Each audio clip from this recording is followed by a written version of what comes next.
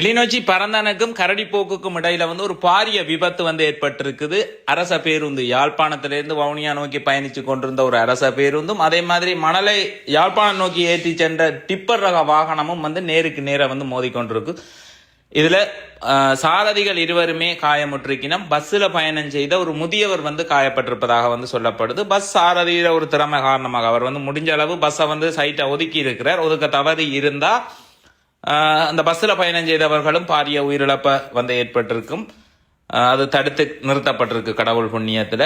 உண்மையிலேயே இந்த பெரிய வாகனங்கள் அதில் டிப்பரில் பயணம் செய்கிறவர்கள், லோட்டோட பயணம் செய்கிறவர்கள் நீங்கள் இன்னும் கொஞ்சம் பொறுமையாக பயணம் செய்யலாம். அவசரம் என்னன்னு சொன்னால், நீங்கள் அவசரமாக போகிறது ஒரு டிரைவர் தான் அதுக்குள்ளே இருக்க போகிறீங்க, மணலோட போவீங்க. ஒரு விபத்து ஏற்பட்டால் டிப்பருக்கும் ஒரு ஆளுக்கும் தான் உயிர் சேதம். ஆனால் பயணிகள் பயணம் செய்கிற பேருந்துகள், கார், பஸ், ஹயர்ஸ் வாகனங்கள் போன்றவை உங்களோட வாகனத்துல படுமா இருந்தால் அது ஒரு பல உயிர்களை கொண்டு போறதா இருக்கும்.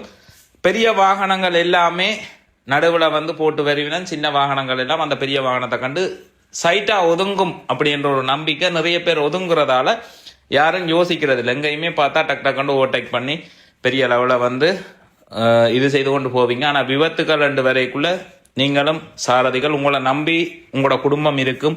ஒரு நொடி பொழுதுல உங்களோட குடும்பம் வேறொரு நிலைக்கு மாற்றப்படும்.